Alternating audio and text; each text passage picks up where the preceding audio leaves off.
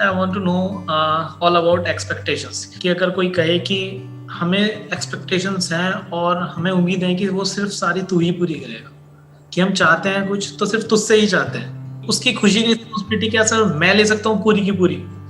किसी की financial responsibility तो आप ले सकते हैं, उसमें कोई दिक्कत नहीं है। जैसे माँ बाप अपने बच्चों की फाइनेंशियल रिस्पॉन्सिबिलिटी ले लेते हैं, लेकिन आप किसी की भी खुशी की रिस्पॉन्सिबिलिटी नहीं ले सकते। खुश होने की जो रिस्पॉन्सिबिलिटी है वो इंसान की खुद की है। क्यों? क्योंकि खुश होना, बोलना बड़ा सिंपल है कि खुश हो जाओ जी, बट खुश होना इज एन आर्ट। ये हर एक के बस का काम नहीं है। और जब एक लेवल पे आपकी अंडरस्टैंडिंग पहुंच जाती है तब आप खुश रह सकते हो लाइफ से। देखो, दो एक्सट्रीम है जहां पर एक आदमी खुश रह सकता है। मैं बता देता हूं वो दो एक्सट्रीम्स क्या हैं। या तो आदमी बिल्कुल ही बेवकूफ हो, वो खुश रहेगा। उसकी खुशी का मतलब क्या है कि मेरा पेट भर जाए, मैं खुश हूं। जब तक कि उसका पेट भर रहा है, जैसे आप किसी जानवर को देखो, जैसे ही उसका पेट भर जाता है वो खुश है, उसको और क्या चाहिए। तो अगर एक इंसान भी जानवरों के लेवल पर ही है, यानी कि जो अंडरस्टैंडिंग से बिल्कुल ही जीरो है, तो वो खुश रह सकता है, बशर्ते कि उसकी जान को खतरा ना हो, फिजिकली उसको कोई दिक्कत ना हो, दूसरा उसका पेट भरा हुआ हो। जो पूरी तरह से ना समझ है, जैसे कि एक बच्चा, वो खुश है, वो मस्त है। अगर वो कुछ तोड़ता भी है तो घर वालों को परेशानी होती है, बच्चे को थोड़ी ना होती है। समझ गए ना? उसके लिए अगर कोई चीज तोड़ दी और वो मान लो 10,000 रुपए की है तो उसको थोड़ी ना फर्क पड़ता है। उसके लिए क्या 10,000 और क्या 10 लाख, समझ गए? बिल्कुल। तो बच्चा मस्त है। क्यों? क्योंकि बच्चा ना समझ है।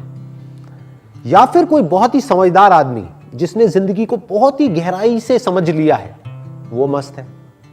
बीच में जो लोग हैं वो सब फंसे हुए हैं, और 99.99% लोग बीच में हैं, जो हैं बेवकूफ लेकिन समझते खुद को समझदार हैं। अब ऐसे लोगों का क्या इलाज है? क्योंकि जो समझदार होगा वो कभी भी सामने वाले से कुछ एक्सपेक्ट करेगा ही नहीं, या उतना ही एक्सपेक्ट करेगा जिसमें आपको भी दिक्कत नहीं होगी।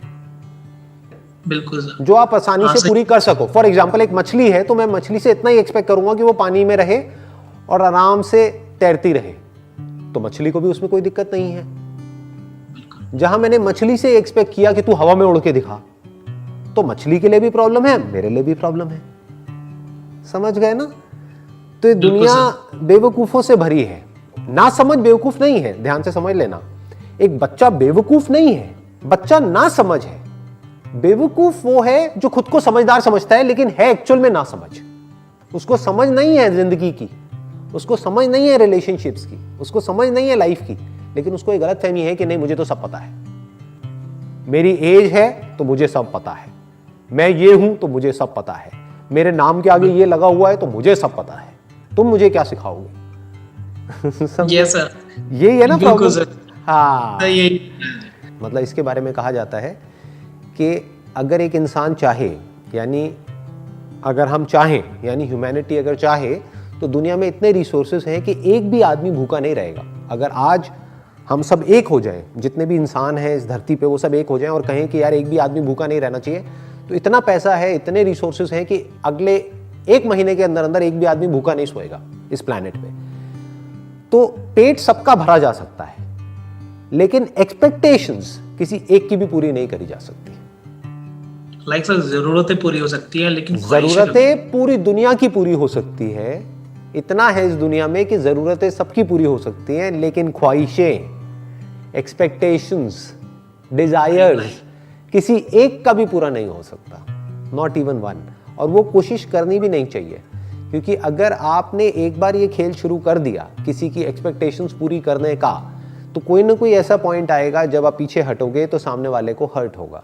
तो इससे बेटर ये है कि जहाँ पे ये खेल शुरू हो रहा है, जैसे वो कह रहे हैं कि भाई मेरी ये एक्सपेक्टेशंस हैं और ये आप पूरी करो, वो करो, तो आप वहीं पर बैठ करके उनको क्लियर कट बता सकते हो कि देखो आपकी जो एक्सपेक्टेशंस है, पहले तो आप वो सारी मुझे बताओ, पहले आप खुद अपने माइंड में क्लियर करो। ऐसा तो नहीं है कि आपको ही नहीं पता है।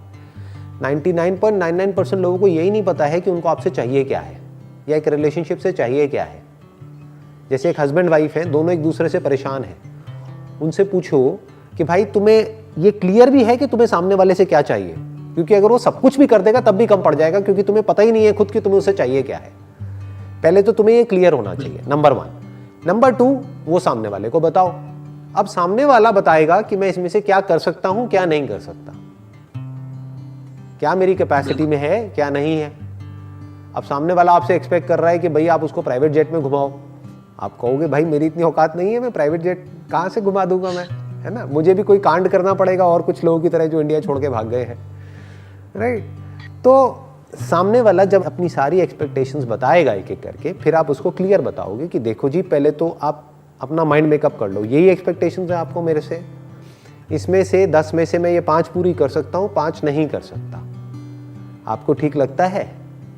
अगर आपको लगता है कोई और है जो आपकी 10 की 10 एक्सपेक्टेशंस पूरी कर सकता है तो आप उसके पास चले जाओ, तो उससे रिलेशन बना लो। अगर ऐसा कोई इस धरती पे प्राणी है तो बढ़िया है, आपके लिए भी अच्छा है, मेरे लिए भी अच्छा है, राइट। तो वहाँ पे स्ट्रांग होना पड़ता है। बहुत बार क्या होता है, हम ही वीक पड़ जाते हैं, हम ढीले पड़ जाते हैं, हम पागलों की तरह बस पीछे पीछे पीछे पीछे पीछे पीछे और सामने वाले की सारी एक्सपेक्टेशंस पूरी करते रहते हैं। फिर वो सामने वाला हमको इनडायरेक्टली, डायरेक्टली नहीं, इनडायरेक्टली ब्लैकमेल करता है। हाँ सर। उस ब्लैकमेल को इमोशनल ब्लैकमेल भी बोलते हैं, साइकोलॉजिकल ब्लैकमेल भी बोलते हैं। वो फिर जैसे कुछ भी होगा वो अपने सारे दुखों का इल्जाम उठा करके आप पे डाल देगा कि मैं परेशान हूं किसकी वजह से, तुम्हारी वजह से। बस यस, फंस गए, अब क्या करोगे। एक सर मैं आपसे चीज पूछना चाहता हूँ।